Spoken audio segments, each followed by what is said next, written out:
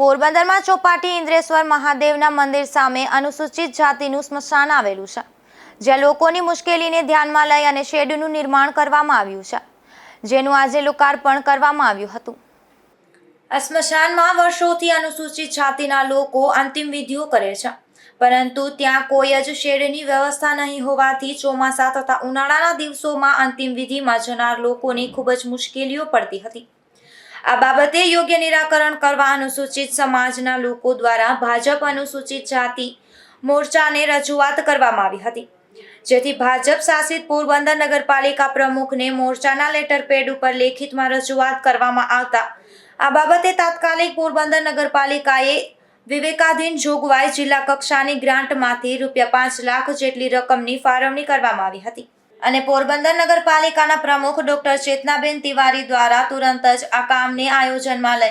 અને કામનું ખાતમુહૂર્ત કરવામાં આવ્યું અને આ કામ પૂર્ણ થતાં આજ રોજ નગરપાલિકા પ્રમુખ ડોક્ટર ચેતનાબેન તિવારી દ્વારા લોકાર્પણ કરવામાં આવ્યું હતું, જેમાં અનુસૂચિત જાતિ મોરચાના મહામંત્રી કિરીટ સાદિયા,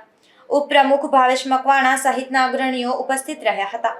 અહીંયા નગરપાલિકા સંચાલિત સ્મશાન ભૂમિમાં અનુસૂચિત જાતિ માટેનું એક શેડ કરવામાં આવ્યું, કારણ કે જ્યારે તેઓ ત્યાં દફન વિધિ કરવા બાળકોને જતા હતા તો ત્યારે તડકામાં એ લોકોને ઊભું પડતું હતું, તો એના માટેનું ટેન્ડર થયું હતું અને ખૂબ સરસ રીતે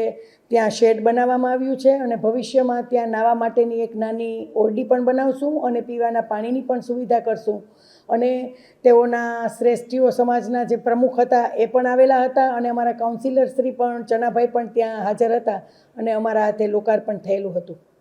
આ સમયે નગરપાલિકાના પ્રમુખ ડોક્ટર ચેતનાબેન તિવારી દ્વારા અનુસૂચિત જાતિ સમાજના સ્મશાનના લાઇટોના ટાવર બંધ હોય તે બાબતે નગરપાલિકાના લાઇટ વિભાગને તાત્કાલિક અસરથી રિપેરિંગ કરવા તેમજ સેનિટેશન વિભાગ દ્વારા સ્મશાનની સફાઈ કરવા એક ટીમ મોકલવા